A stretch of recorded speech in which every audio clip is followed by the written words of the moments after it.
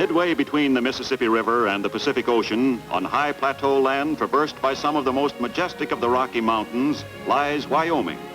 Wyoming's 35 million acres contain few large centers of population.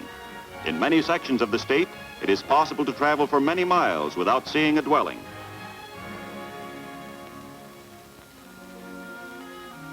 The territory comprising Wyoming was among the last to be absorbed by the westward tide of national expansion. Old Fort Caspar, a military outpost on the Oregon Trail, less than 50 years ago was the scene of violent Indian fighting. Wyoming's largest city is Cheyenne.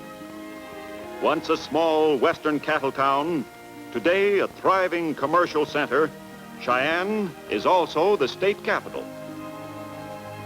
Wise and progressive legislation is traditional in Wyoming, which is known as the Equality State, having been the first state to grant women the right to vote.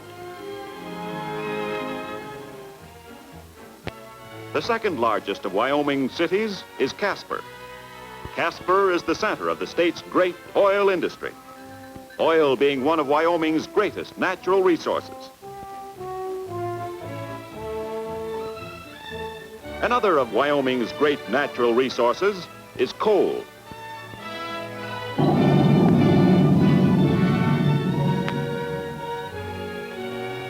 A familiar sight is strip mining, so called because the coal is stripped from open seams.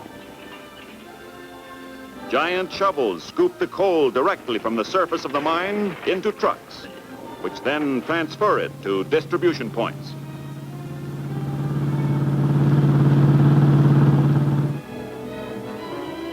Wyoming is a spacious state, and almost 1/7 of her land is in forests.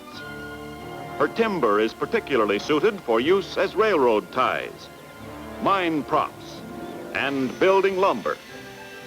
And the logging, cutting, and treating of the wood is an important Wyoming industry.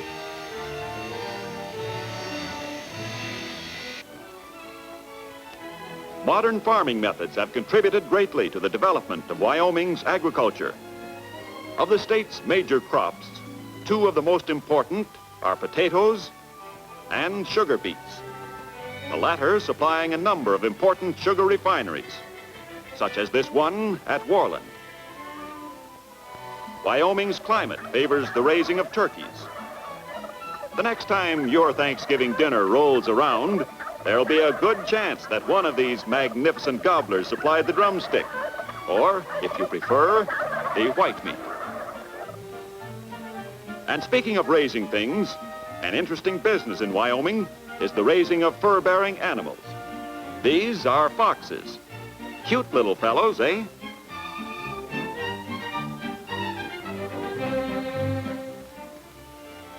Ever since the coming of the railroads made eastern markets readily accessible to western growers, Wyoming has been recognized as one of the nation's greatest livestock producers.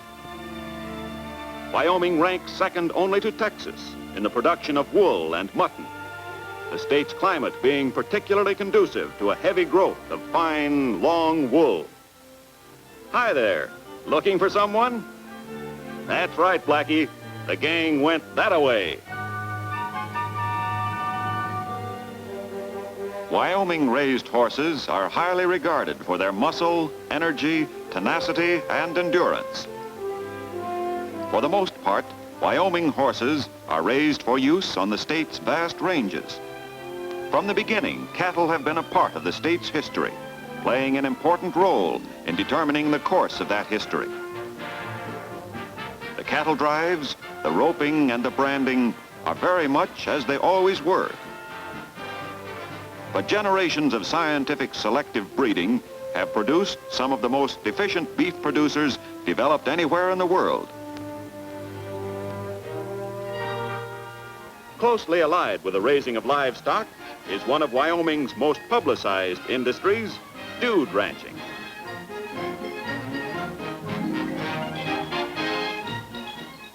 As a matter of fact, here was founded the first dude ranch, where real Western ranch life is available for those who would leave the hum and grind of the big city to follow the winding trails and breathe the rich air of Wyoming's great open spaces. At the Dude Ranch, life usually centers around the corral. The guest may merely admire the horses, or on the other hand, try his luck at something just a little more strenuous. Ride 'em, cowboy!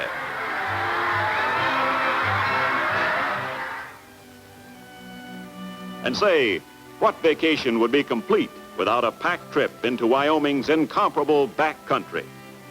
For those who love the great out-of-doors, the Big Horn mountain country is a scenic wonderland.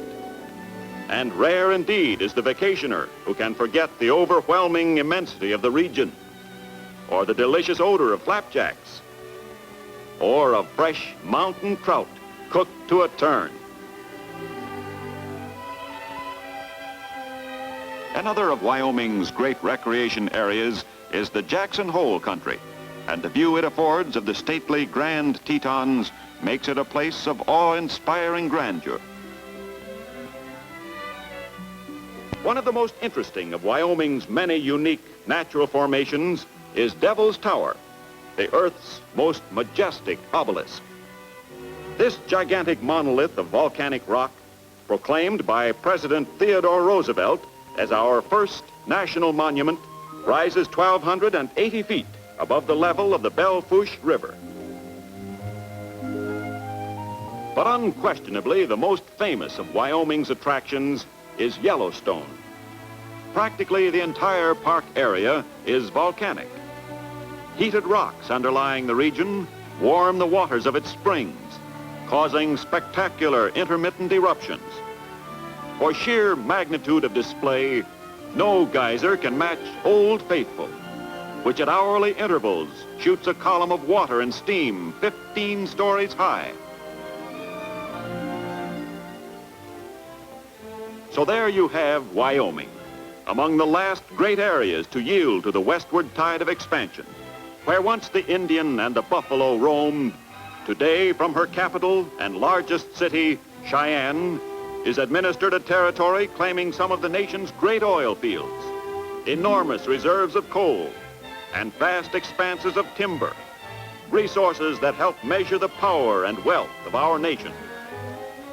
Here is a territory of vast plains and almost limitless grasslands, where the ranch is the basic economic unit, whether its business be the raising of cattle or extending a hand of hospitality to the guest at the Dude Ranch. To Wyoming is wedded the wonders of her many lakes and rivers, the woodland inspiration of the Big Horn and Jackson Hole countries, the first of our national monuments, Devil's Tower, and Yellowstone the Incomparable. Here is climate, brilliant sunshine, the peace and quiet dignity of great open spaces, and a people whose hospitality is traditional. Modern and progressive, a state proud to call itself the land of the last frontier, this then is Wyoming, the equality state, truly one of the most colorful states in this land of ours.